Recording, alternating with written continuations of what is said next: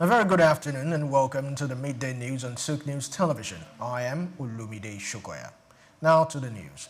The federal government, through the Nigerian National Petroleum Company Limited (NNPCL), has unveiled an aggressive cost optimization strategy aimed at saving between 3 billion and 4.5 billion United States dollars in oil and gas sectors by December 2025. Group Chief Executive Officer Bayo Ojulari stated that the move is part of the national push to attract $30 billion in fresh industry investments over the next 2 years and $60 billion by 2030. Ojulari revealed that the crude oil production has increased from about 14 million barrels per day at the end of 2023 to over 1.8 million barrels per day by July 2025, marking a rise of 400,000 barrels within 7 months.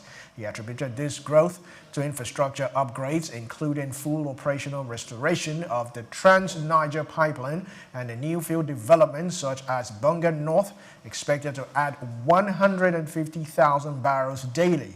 Highlighting challenges of aging infrastructure, Ojulari called for targeted facility renewals, stronger maintenance culture, and wider adoption of advanced technologies such as artificial intelligence, real-time monitoring systems, and digital twins to optimize production. He also urged the development of innovative funding models to secure investor confidence and sustain sector growth. Now, the federal government has unveiled the ambitious plan to support 10,000 women-owned businesses to enter and thrive in export markets by 2030.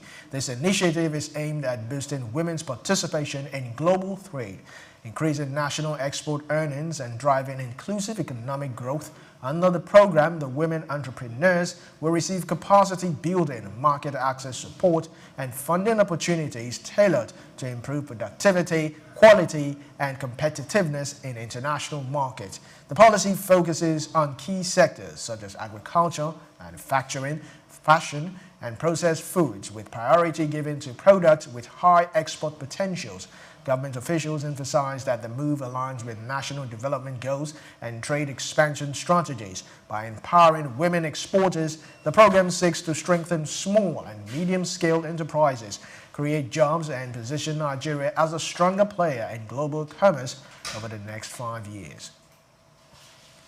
The federal government has introduced the Tertiary Institution Staff Support Fund, a zero-interest loan program designed to boost welfare, financial stability, and career development for academic and non-academic workers in tertiary institutions across Nigeria. Announced by the Minister of Education, Dr. Maruf Tunji Alausa, the initiative targets confirmed full-time staff in federal universities, polytechnics, and colleges of education.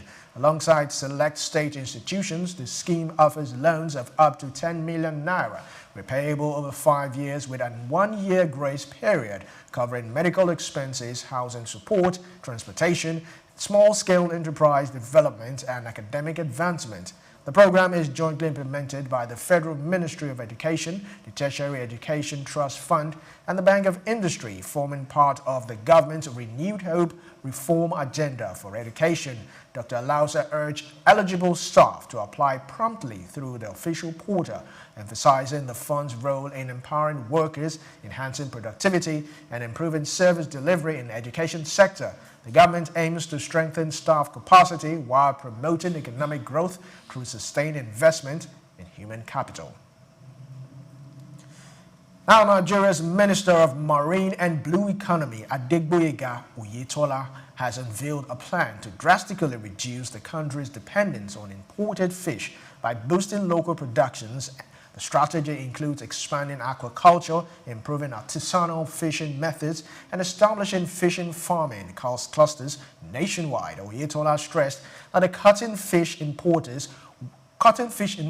will conserve foreign exchange and create thousands of jobs, particularly in coastal and riverine communities. The minister also announced the initiative to equip youth and women with skills, tools, and resources to take active roles in marine economy. He said inclusive growth was central to the plan, linking economic expansion with social empowerment and equitable development.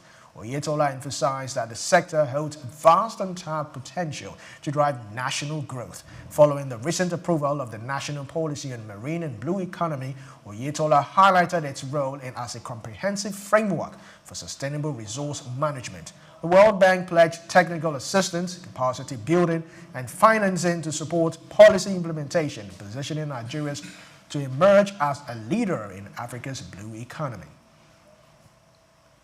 Saudi Arabia has lifted its ban on poultry imports from Brazil's Rio Grande do Sul, imposed after the bird flu outbreak in May, according to the Agriculture Minister Memo Chile.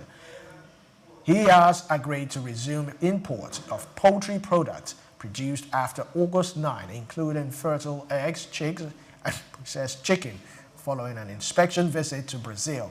The easing of the restriction is a boost for Brazilian producers like BRF, which reported that earlier bans had hurt exports despite strong second quarter earnings. However, major buyers such as China have yet to resume imports after the country's first commercial farm bird flu outbreak. Many thanks for watching. Do well to follow us on all our social media platforms at Souqnews Television. I am Olumide Shokoya.